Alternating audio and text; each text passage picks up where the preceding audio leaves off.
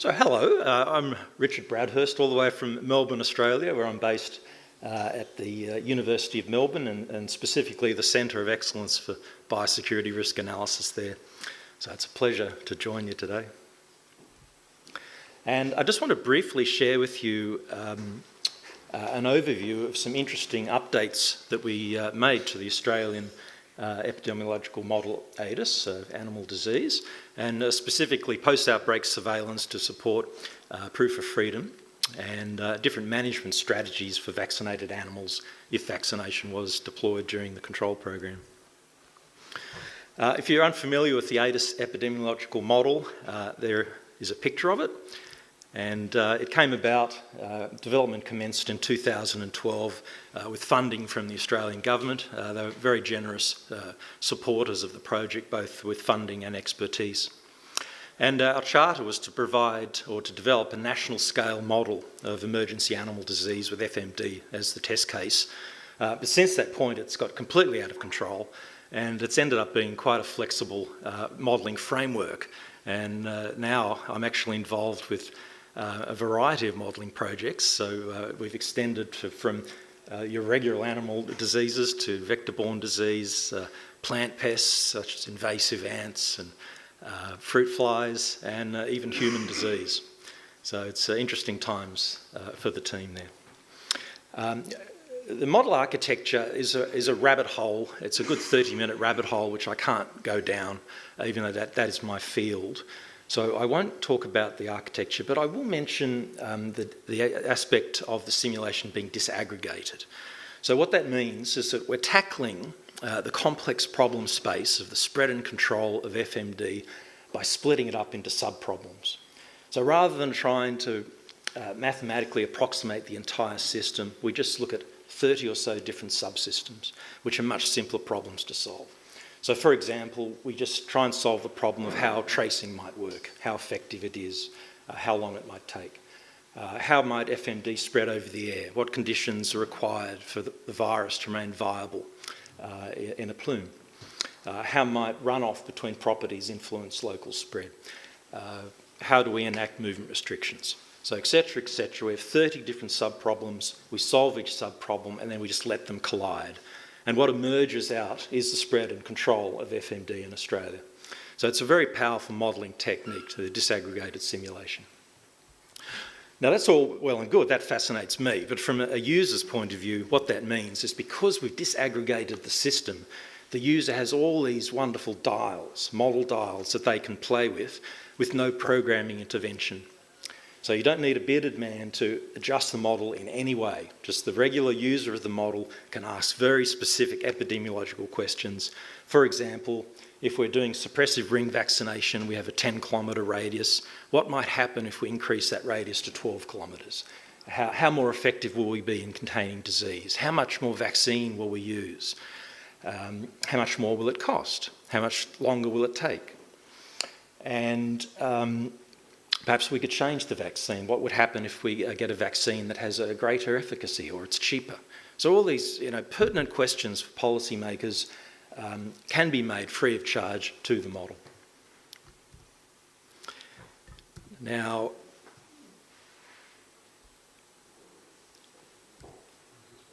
I've got a home movie here and hopefully it will start playing.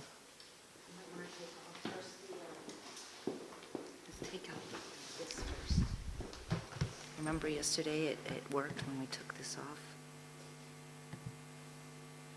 Okay.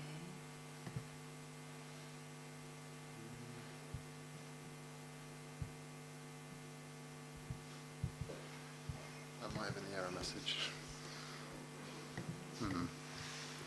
Just make it smaller and you'll get it. Make it smaller? Yeah, because it was behind everything. This one. No, this one. There was an error. Resume slide. Security. Oh, enable content, probably. Okay, there you go. Okay, Resume. go back to there. Is it this slide?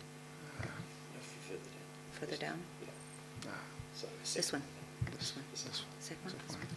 Okay. Then click on it. Can you slideshow here? Do it from up here. Resume slideshow. Yeah. Okay. Right, but why is it not coming? It's there. No, just click on it. Click on it. No, it doesn't do it. It did it yesterday.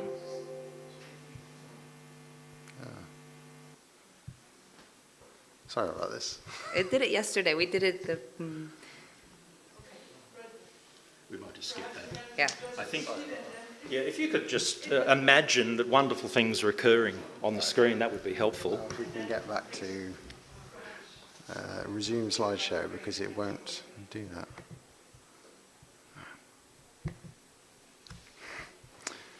Sorry, do you mind?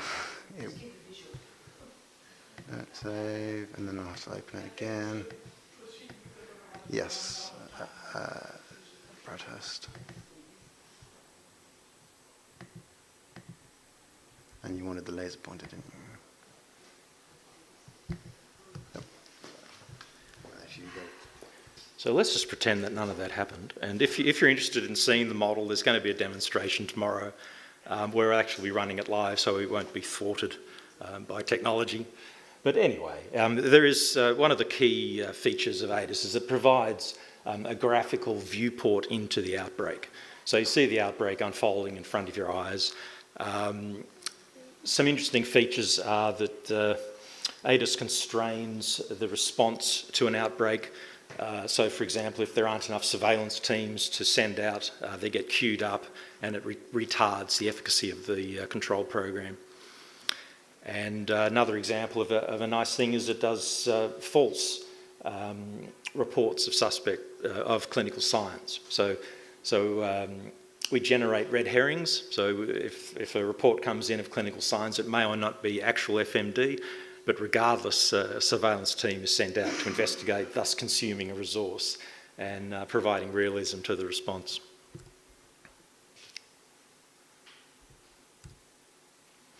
So this particular project arose from the realisation that if Australia, being free of FMD, had a bad outbreak, the economic damage would be up to 52 billion, but moreover, over 90% of that would just simply be from the loss of FMD-sensitive markets. So the project called for modifications to AADIS so that we could simulate activities post-outbreak and allow comparisons in terms of effectiveness and cost of different post-outbreak strategies. Now, we conduct surveillance in terms of clusters. So on the diagram on the right, the black dots were the infected holdings, so the culled out infected premises. The red region is the old protection zone and the yellow region is the old surveillance zone. So a cluster is defined as the intersection of a surveillance zone. We define a sampling regime in terms of deciding how many herds we need to choose within a cluster and how many animals within that herd in order to have statistical confidence of the absence of disease. That's an example of a sampling regime that can be defined. So an example here in the surveillance zone, we would choose sufficient cattle herds to provide us with 95% confidence that if there was 2% prevalence of residual infection, we would find it. And then once we've selected the herds, we'd sample sufficient animals within that herd to provide us with 95% confidence that we would detect a 5% prevalence. So that's an example of a sampling regime. And once we've got an animal for testing, we need a testing regime. So the user defines per species, per zone, and a pair of tests. So if it's refused vaccination, there'll be NSP tests, and the user specifies the sensitivity, specificity and cost of the tests. With respect to management strategies for vaccinated animals, we model the retention in the population to lead out their natural lives, or removal for waste purposes or salvage purposes. We did a little case study just to illustrate the functionality of the model, where we introduced FMD into a small pig farm, detected disease on the 14th day of silent spread, at which point there were 18 infected herds. So our starting point for the 1,000 iterations of the 4 options is that 18 infected herds. That's what the disease manager sees on day one of the management program.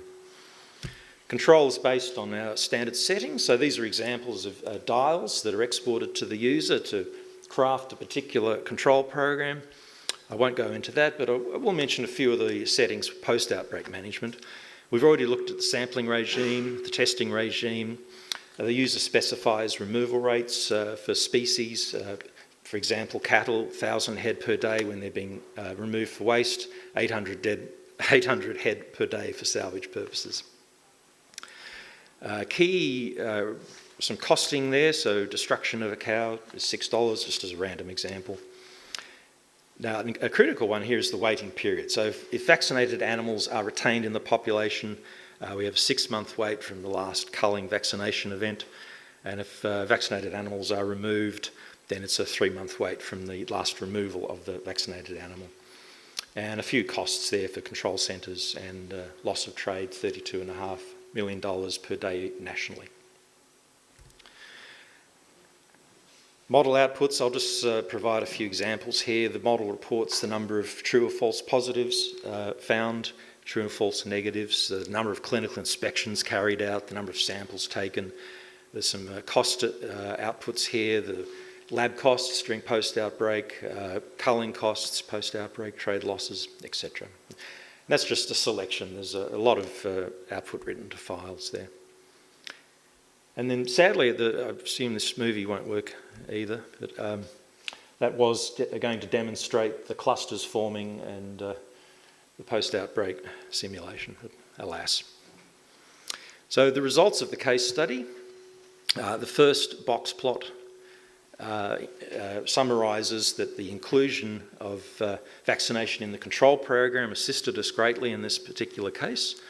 So the number of infected holdings were reduced by 43%. The second box plot shows that the duration of the control program was reduced by 36% on average, and the cost of control program reduced by 40% through the inclusion of suppressive ring vaccination. But perhaps more importantly, the likelihood of a large outbreak was reduced. So you can see the confidence intervals shrinking on the right-hand side of each box plot, which is the vaccination. And then looking at the retention of vaccinated animals versus removal in this first box plot, it illustrates that we had lower post-outbreak management costs, so that's intuitive because when we're retaining costs, but it was only a $13 million saving, and of course that was dwarfed by a $650 million increase in costs by retaining the vaccinated animals in the population.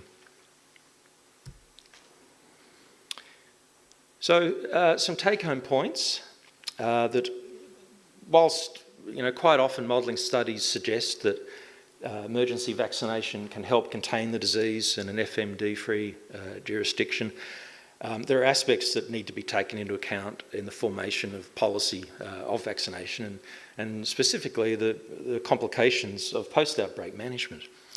So clearly the serological testing must be able to distinguish between vaccinated animals and residually infected animals.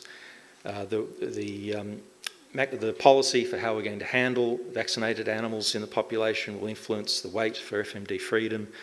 How efficiently we can clear vaccinated animals will thus influence when the clock starts for that 3 or 6 month, the 3-month waiting period. And if we are removing otherwise healthy animals, there may be an adverse public reaction. So a key user dial in this is how well we can remove animals. And so just for an example, if we double the rate of removal, so we're more effective in dispatching the vaccinated animals post-outbreak, there was a $1.3 billion saving in that we were able to make the case for return to trade earlier.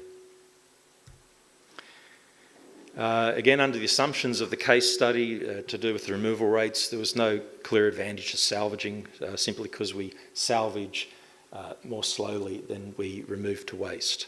So therefore we have increased time out of market.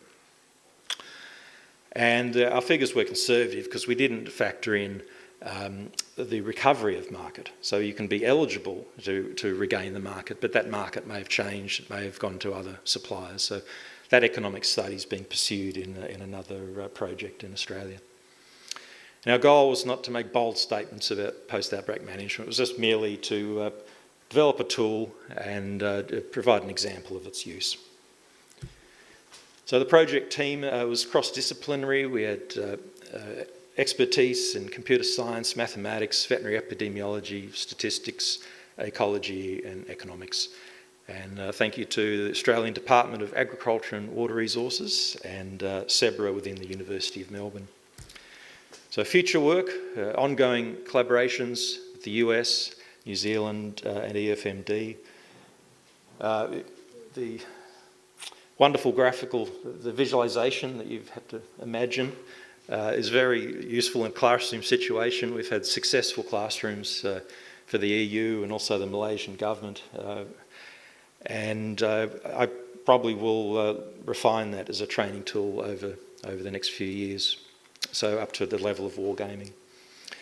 And AADIS gave birth to EuFMD, so that's a multi-country extension of AADIS, and I will look forward to sharing that with you tomorrow.